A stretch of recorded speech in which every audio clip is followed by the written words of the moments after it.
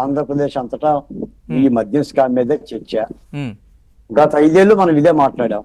అవును. మద్యంలో స్కామ్ జరుగుతుంది, ఆన్లైన్ పేమెంట్లు లేవు, నగదు బదిలీ చేస్తున్నారు, మార్కెట్ లో ఎక్కడో లేని రకాలు, అంటే దేశంలో లేని రకాలు మొత్తం కూడా సరఫరా చేస్తున్నారు, ఉమ్, అవి తాగి ప్రజలు వస్తున్నారు, ఉమ్, కిడ్నీలు పనిచేయట్లా, కాలేయాలు పనిచేయట్లా, ఉమ్, ఇది ఒక మద్యం వ్యాపారం అయిపోయింది.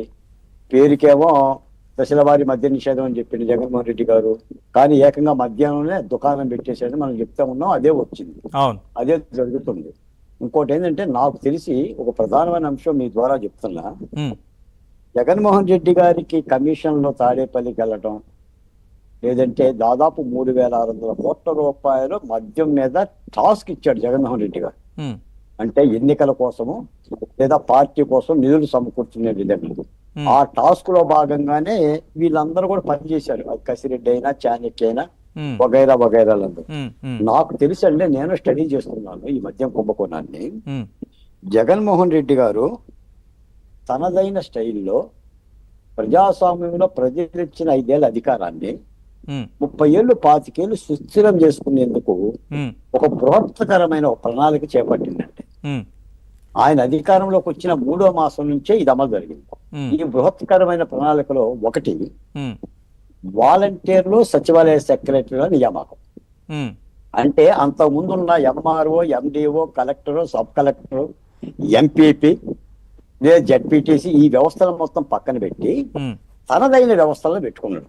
ఉమ్, వాలంటీర్ ద్వారా, సచివాలయ సెక్రటరీ ద్వారా. ఉమ్, 2, మొత్తం అధికారాలను వాళ్ళకి బదలాయించిండు. అందరూ కూడా వాళ్ళ నుంచే పరిపాలన కొనసాగించారు.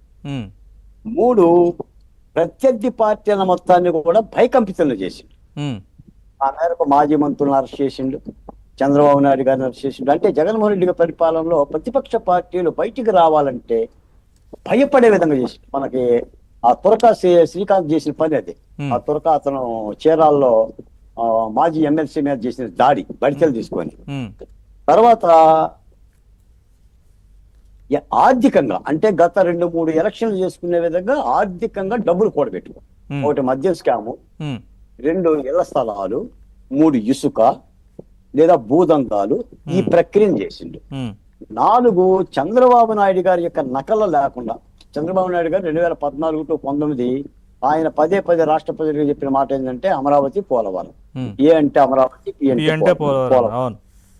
ఈ రెండింటిని నామరూపాలు లేకుండా చేసిండు. ఉమ్, అంటే చంద్రబాబు నాయుడు గారు నకల్లా కనిపించకూడదు, తాను రాష్ట్రానికి పని చేశానని చెప్పుకోకుండా చేసిండు. ఇలా ఒక ప్రణాళిక పెట్టుకొని 5 ఏళ్ల అధికారాన్ని 30 ఏళ్లకో 25 ఏళ్ళో సుస్థిరం చేసుకోవడం కోసం ఒక లష్కరే తోయిబా లాగా, లేదంటే ఒక ఆల్ ఖైదా ఉగ్రవాదులాగా ప్రణాళిక అమలు జరిపింది. నాకు ఇదే అర్థం అవుతుంది. ఉమ్, లేకపోతే ఈ కుంభకోణంలో కసిరెడ్డి, రాజిరెడ్డి అండి. Who is the Kasireddy, um, who is the Chanakya, um, who is the Mithun? అసలు వీళ్ళు ఎవరు సార్? ఉమ్, వీళ్ళు ఎమ్మెల్యేలు కాదు, మంత్రులు కాదు, Hmm. అసలు ఆబ్కారీ శాఖతో సంబంధం ఉందండి. అదే కదా. అసలు వీళ్ళతో సమావేశాలు ఏంటండి? ఉమ్, సడన్ గా ఒక నూతన మద్యం పాలసీని చేపడితే ఎవరు కూర్చోవాలండి? సంబంధిత మంత్రి కూర్చోవాలి, అవును. సంబంధిత అధికారులు కూర్చోవాలి. ఉమ్, ఇప్పుడు విజయసాయి రెడ్డి గారు హైదరాబాద్ లో కూర్చొని కసిరెడ్డితో మాట్లాడటం ఏంటండి? ఈ కసిరెడ్డితో కూర్చోవటం ఏంటండి? ఉమ్, అంటే ఏం జరుగుతుంది అంటే, తన అయిన అనుయాయులను తెచ్చుకొని వాళ్ళకి ఆర్థికంగా మూలాలు సమకూర్చాడు. ఉమ్, నేను ఇంకో మాట కూడా చెప్తున్నాను నరేష్ గారు, సిద్ధం సభలు నిర్వహించింది ఈ డబ్బులతోనే. ఉమ్, జగన్మోహన్ రెడ్డి గారు ఎన్నికలు చేసింది కూడా ఈ డబ్బుతోనే.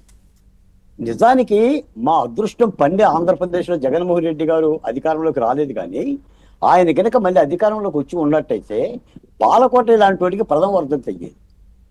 అయ్యో అంత నేను మాట నికాస్గా అన్నారేంటండి? చెప్తున్నా, ఆ, మొత్తం నిలువున చంపేసేవాళ్ళండి.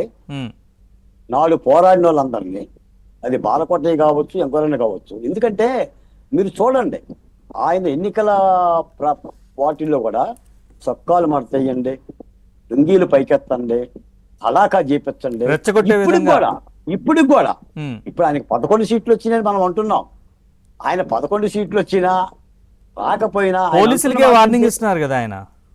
మరి పోలీసులకే వార్నింగ్ ఇచ్చి గుడ్డలెప్పదీస్తానని అన్నప్పుడు ఉమ్, బాలకోట ఎంత అండి? ఉమ్, బాలకోట ఎంత?